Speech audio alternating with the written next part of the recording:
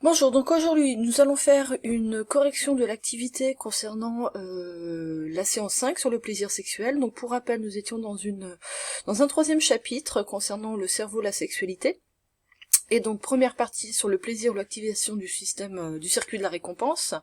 Donc à l'issue de cette activité, je vous propose donc une correction. Je vous rappelle donc les documents. Vous aviez utilisé donc des documents sur le circuit finalement de la récompense et un document concernant donc la production donc d'une hormone chez les rats après la consommation de boissons sucrées.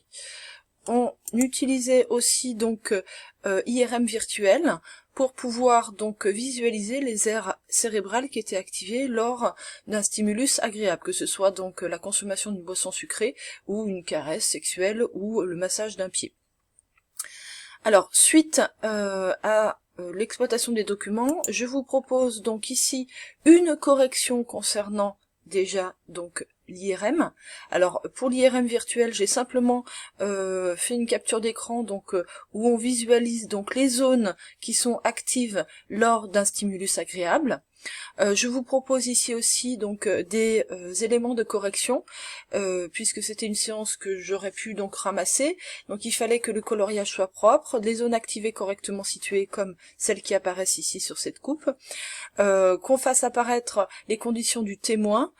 Conditions du témoin, c'était donc qu'il soit immobile dans le silence et le noir, et les tests complétés, donc les conditions du test, c'était donc le stimulus agréable.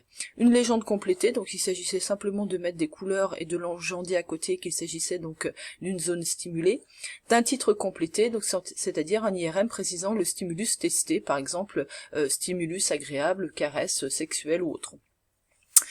Alors ensuite, on en vient donc à la comparaison de cet IRM ici et de ce schéma-là, ici à gauche, et on s'aperçoit que sur le schéma à gauche, donc comme je vous l'avais expliqué, que l'amygdale, l'aire tegmentale ventrale, le noyau accumbens, le septum et le cortex préfrontal, ce sont des zones qui sont activées successivement, puisqu'on voit donc un système de flèches ici, et donc ce sont des zones qui sont activées lorsqu'il y a donc un stimulus agréable. Si on compare donc ces zones-là à celles que l'on voit donc sur l'IRM virtuel, on s'aperçoit que finalement ces zones sont correspondantes dans l'ensemble. Donc on peut confirmer que lors d'une caresse sexuelle, du massage d'un pied ou de la consommation d'une boisson sucrée, eh bien les zones actives dans l'IRM virtuel correspondent à celles qui sont actives dans le circuit de la récompense. Donc finalement, le plaisir active donc ce circuit de la récompense. C'est ce que je vous ai noté donc ici. Les zones activées lors du stimulus agréable se situent dans l'amygdale, la TV, le noyau accumbens, le septum et le cortex préfrontal. Au moins 3 zones citées. Ces zones font partie du circuit de la récompense, donc le plaisir active ce circuit. Dernière chose en ce qui concerne le document donc précédent sur la molécule qu'il fallait donc mettre en évidence. Ici on s'aperçoit sur ce graphique que lorsque le rat consomme une boisson sucrée, on a donc un pic donc de dopamine, on atteint un pourcentage d'environ 135%. Donc ça veut dire que cette consommation de boissons sucrées, qui est un stimulus agréable pour le rat, fait augmenter la quantité donc de dopamine. Et effectivement, la dopamine, c'est une molécule dite du plaisir. Donc quand vous ressentez une sensation agréable, eh bien les neurones que vous avez donc au niveau du cerveau, du circuit de la récompense, produisent donc de la dopamine. C'est ce qu'on pouvait donc conclure en disant que lors de la consommation d'une boisson sucrée par les rats, il y a une production importante de dopamine, c'est donc la molécule du plaisir. Donc voilà pour cette correction, je n'attendais pas plus d'éléments. On va donc passer ici au cours. Ce cours, je vais vous demander de le recopier. Donc l'essentiel à retenir, c'est que le comportement sexuel, c'est-à-dire les actions associées à l'accouplement, est contrôlé par 2 facteurs, les hormones, notamment la dopamine, et le système de récompense. Donc le système de récompense, c'est une activation de zone cérébrale qui est stimulée lors d'une activité agréable, poussant à reproduire cette action. Chez l'homme, c'est la recherche de plaisir qui motive le plus le comportement sexuel.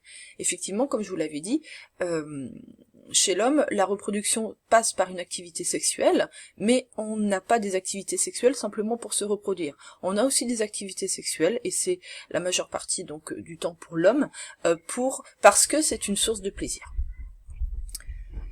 Deuxième partie concernant l'identité et l'orientation sexuelle. Donc ici, je vous avais demandé de travailler sur la lecture de documents sur le livre scolaire en ligne, et il fallait donc définir ce qu'était donc l'identité et l'orientation sexuelle. Donc je vous propose cette correction sous la forme d'un tableau, où j'ai donc clairement identifié ce qui faisait partie donc de l'identité sexuelle. Donc elle est définie par des caractéristiques chromosomiques, c'est-à-dire si on possède donc des chromosomes sexuels XX ou XY, donc mâle ou femelle, anatomique, ça passe par les appareils génitaux, la présence ou l'absence finalement d'un pénis, morphologique, donc c'est ce qu'on voit en premier donc chez des individus, donc la présence de barbe chez l'homme, ou la présence d'une poitrine donc chez la femme.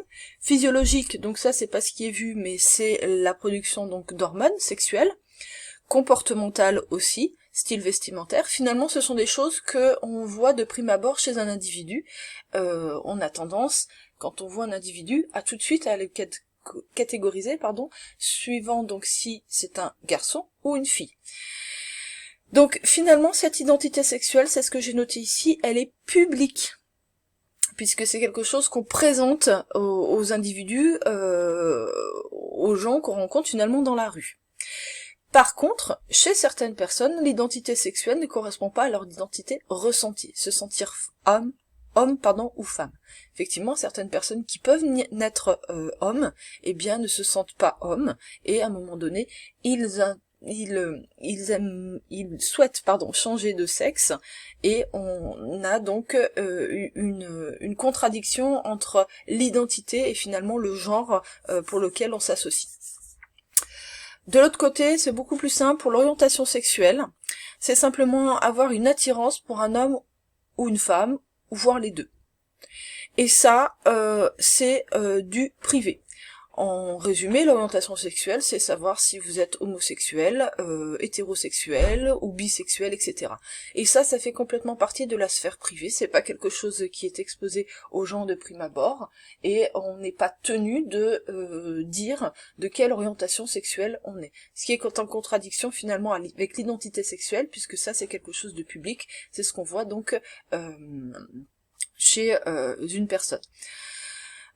Alors pour résumer donc cette identité et orientation sexuelle, je vous propose donc ici un cours, idem à recopier si possible, puisque l'identité sexuelle correspond au sexe d'un individu et elle est publique. Cette identité est définie par des organes génitaux, pénis pour un homme, vulve pour une femme, et cette identité sexuelle ne présume en rien de l'orientation sexuelle d'un individu qui peut être attiré par une personne de même sexe et ou de sexe opposé. Cette orientation sexuelle fait donc partie de la sphère privée. Que ce soit pour l'identité ou l'orientation sexuelle, l'appartenance ne peut faire l'objet de discrimination. Dernière phrase donc qui est extrêmement importante, et il faut bien comprendre que cette identité sexuelle, c'est bien ce qui est noté donc dans le cours, ne présume en rien de l'orientation sexuelle. On ne va pas donc discriminer quelqu'un sous prétexte qu'il a une apparence particulière et que finalement elle ne correspond pas finalement à notre identité à nous. Donc voilà pour ce cours, et ce cours clôturera finalement ce chapitre 3 concernant donc le cerveau et la sexualité, mais aussi ce thème concernant la procréation. Nous en avons donc terminé.